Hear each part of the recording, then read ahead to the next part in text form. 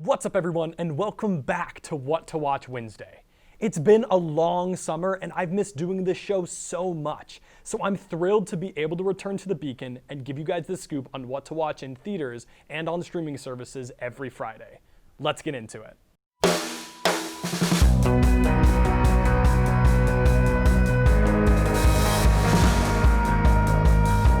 Theaters are back open again, which means we are once again treated to a plethora of cinematic openings.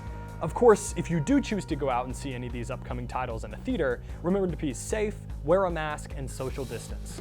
Luckily, AMC and Regal seem to be doing a pretty good job about enforcing these rules, so you should be in good hands.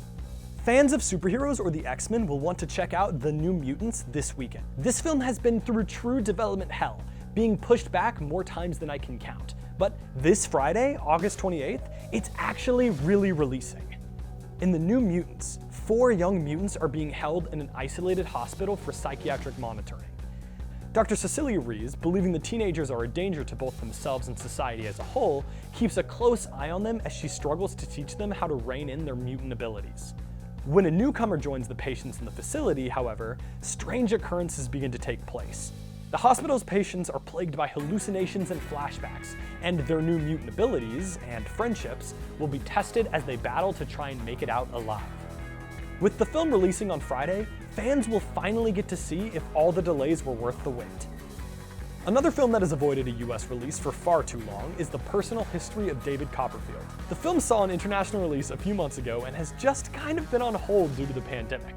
So I'm excited to see what the final product holds. From birth to infancy, from adolescence to adulthood, the good-hearted David Copperfield is surrounded by kindness, wickedness, poverty, and wealth, as he meets an array of remarkable characters in Victorian England.